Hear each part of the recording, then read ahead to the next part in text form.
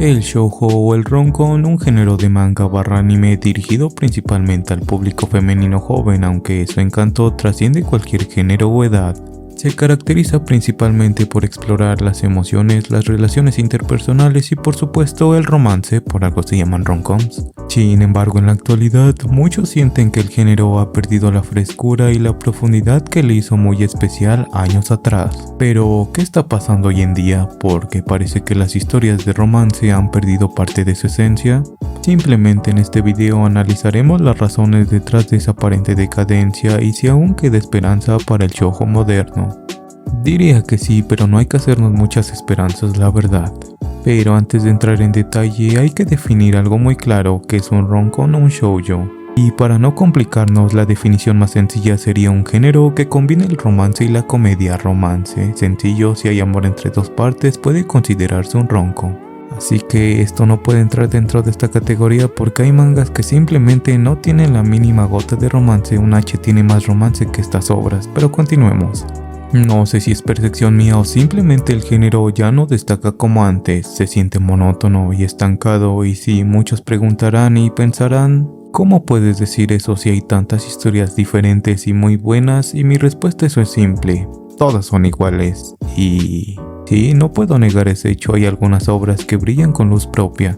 Ejemplos de los últimos años serían Love is War, Horimiya y sobre todo actualmente Blue Box y sobre todo Iregairu, muy bueno. Pero seamos honestos, son pocas las excepciones, la mayoría simplemente repite la misma fórmula con ligeras variaciones en el resultado. Y si no me creen, hagamos un sencillo análisis y veamos de qué obra estamos hablando.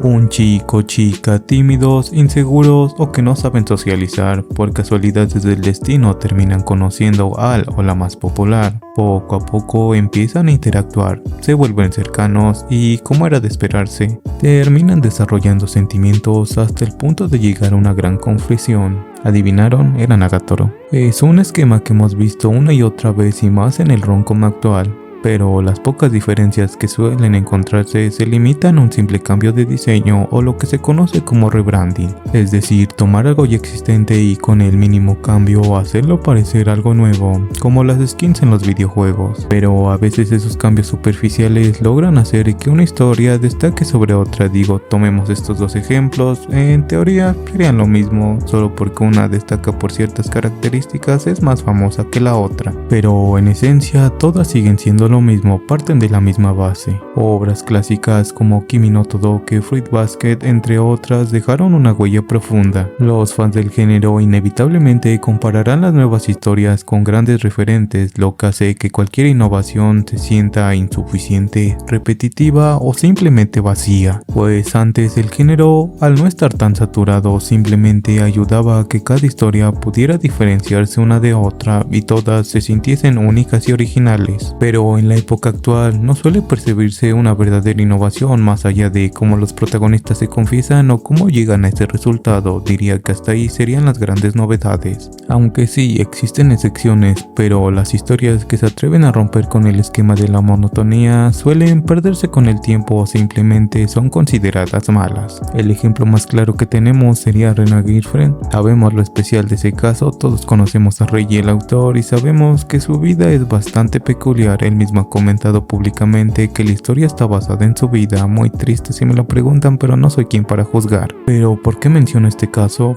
Pues en algún punto antes del declive seguía el trabajo de Reiji. Simplemente en el pasado se consideraba uno de los grandes exponentes en el género del romance, pero simplemente por malas decisiones se fue deteriorando y la verdad fue muy difícil ver cómo se iba deteriorando poco a poco. Pero volviendo al tema central, no hace falta ser un genio para darse cuenta de que simplemente ya no pueden o ya no saben cómo innovar.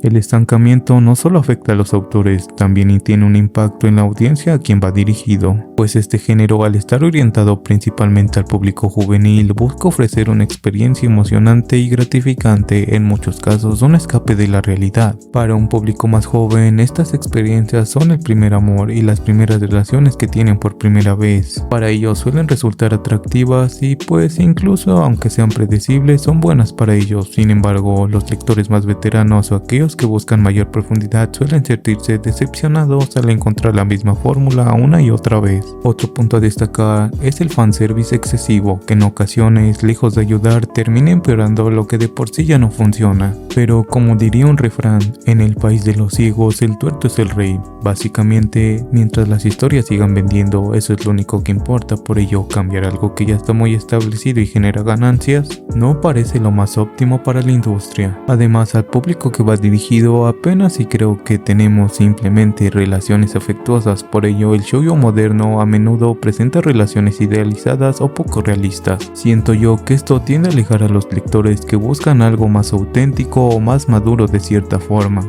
Digo, antes teníamos historias que exploraban relaciones más complejas, como amores no correspondidos o duraderos, simplemente rupturas reales o el crecimiento personal fuera de una pareja. Digo, ¿dónde quedaron este tipo de historias? Ya son muy escasas en la actualidad. Por otro lado, los autores no tienen completa libertad creativa. La industria del manga, como cualquier otra, depende de las ventas para sobrevivir. Para asegurar ingresos constantes, muchas veces los creadores deben seguir fórmulas probadas que garanticen el éxito comercial. Esto significa que, aunque los autores tengan ideas innovadoras o exploren o quieran explorar dinámicas más complejas, las editoriales prefieren apostar por las historias que simplemente venden más y tienen ya un modelo establecido. Creo que ese enfoque reduce el riesgo financiero, pero limita la posibilidad de ver una obra realmente original o algo más arriesgado. Pero al final, ¿de quién es la culpa?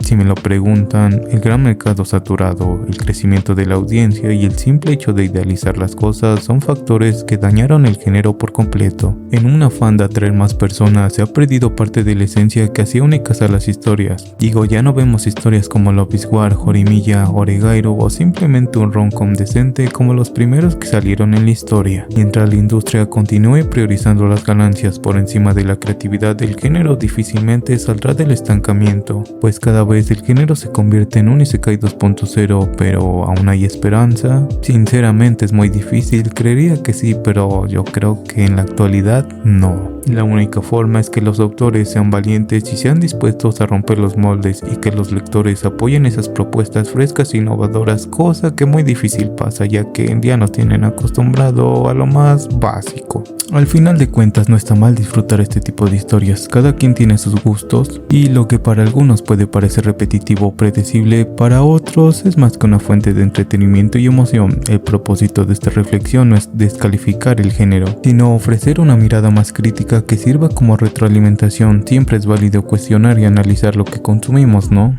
Ya que así solo podremos apreciar sus virtudes, reconocer sus fallos y quizás aspirar a historias más variadas, auténticas y memorables. Sin más, este fue el video de esta semana. Agradezco el apoyo, muchas gracias a todos los que apoyan, somos 500, muchas gracias, vamos por más. Sin más, yo soy Aratix y nos vemos en un próximo video. Chao, chao.